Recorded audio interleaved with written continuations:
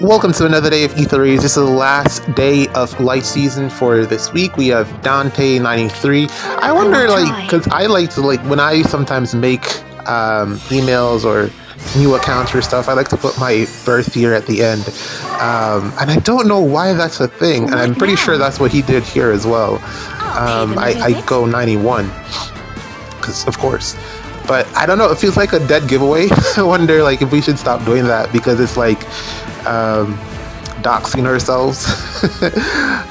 But anyways, yeah, here's the match. I feel like every defense that I've come across this week has been annoying in some capacity, and this is also another annoying defense because of Baby Golvig here. Embla, who is still good despite, I think Undefended and Feud is just going to continue to age well. Whenever she gets a refine and remix, she's going to be nuts, which should be pretty soon. Looking at where we are, I think we're up to Medius, so Kvaser should be next, or am I wrong? No, Embla. Yeah, they should be up next pretty soon. So definitely looking forward to that. Embla has always been a really strong unit, even when she just came out, and I feel like she's aged very well. Those two effects, I don't see them passing, especially. Well, I mean, they gave it to Layla, but it's not going to be something that's going to be very, very common. And I think it is best used when combined together on Embla the way that it is. So she's going to keep aging well. Now, the problem here is that there's no dancer on this team. Well, there is, but, Peony's hidden. Surprise, it's Peony. And Peony has a gun. That would be so hilarious.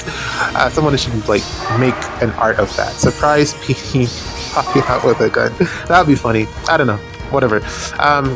The problem here is that whoever gets locked, I need to be able to reposition to somewhere that's safe. Luckily, there's enough space here for me to work with to get my units moved to safety.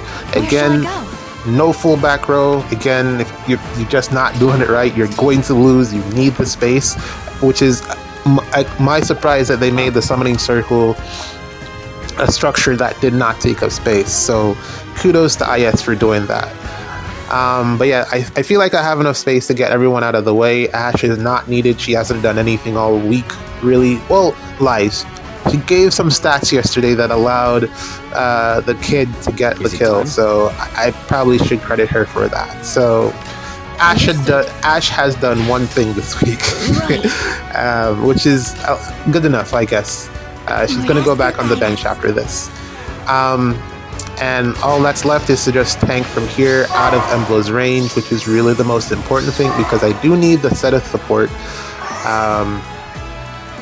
Well, actually, I don't even really need it. I just feel safer to have it. When you have your person. Seta is my person. Ugh, letters. Seta is my person, so he just makes me feel safe. So that's why he's here. And Embla would have stopped that. So it's just to see how they line up here, which this isn't the worst. I just got to figure out how I could potentially get to Embla here to take her out. And then from there, it's GG's. Eirika will just be too powerful.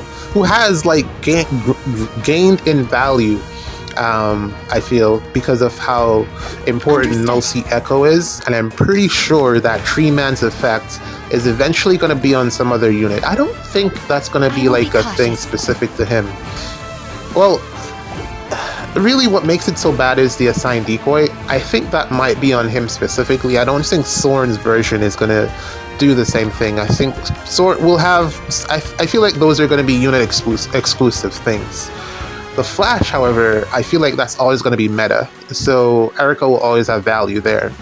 And let's transition now to the trailer feed channel thing that we got. I was asleep, so I got that all 2 hours after. Well, actually an hour and a half after. And the first thing that I saw was the Tiki, or the most important meta shifting thing that I saw was the Tiki. And I was like, man, there goes IS being IS again. They give us a problem in Camilla and then sell us the solution in Tiki. And I was saying that I don't feel like the solution or the tools to properly deal with Tiki aren't in the game yet, which is why I was saying that we're at some point probably going to get like some type of party bearing echo, which I still think we could possibly get. I'll pay them a visit. You know, it's still, there's still a limitation in terms of the amount of units that it can go on, and because of how Understood. necessary it has become, or it always has been, but it's growing more in prominence now with Where shall I go? desperation in particular being a status effect that is so freely given out. I feel like you need something to I will counter be that, cautious. and having it put it in the weapon, or I think it's in Tiki's case the C skill, I feel is a I good will way try. to go about counterbalancing this particular meta that we look like we're going like straight into it. So I feel like it I'll works pay them a really visit. I well will try. on Tiki in particular. What's left to find out is whether or not she'll be able to manage a combat against Camilla. We'll have to see with her stats. I was really like looking at the trailer. I was really confused as to why she wasn't doubling Kavaser. Tiki has historically been a pretty fast unit. I don't think the only slow Tikis we've gotten are armored Tikis, and it's really more of the bridal version, but then the bridal version was adult Tiki in front. So yeah, baby Tiki, young Tiki has typically been a pretty fast unit. But this version of her tune seems to have something built off her defense, but then also she hasn't historically been known to have a very high defense. She's more of a res and speed heavy unit. So it's going to be interesting to see her stat combinations, because I was so confused as to why she wasn't doubling Kavaser, who is very old at this point. Typically like 60 speed plus whatever she can get from her weapon, 65, pushing probably close to 70. And most new units are hitting like 80 and above. So the fact that Tiki wasn't doubling Kavaser was very weird. I was looking to see if there's anything in there follow-up denial wise, or you know, something that prevented her from getting her own follow-up. Didn't really see anything like that. I might have missed it, but I don't think I did. So it probably means that she's slow, which is again weird. Looking at her kit and everything, the fact that she has edge scales on a slow dragon doesn't really make a lot of sense. You'd rather to have I will dragons, try. What now? some type of probably counter roar type thing, dragon wrath, something like that. I don't know, but I don't know. Well, then again, there really aren't that many options for dragons when you think about it, that are currently good. It would have been a great opportunity to introduce something new on her for dragons specifically, but then they gave her the special instead, which I don't really feel is needed, but it probably works for her. Not quite sure how well it will do on other dragons. Let's see how it works on Ather. Then we'll know if it's good or not, because Ather is really just that guy. But she looks, all things considered, speed-wise, if she's slow and they properly distribute her stats, she'll be good.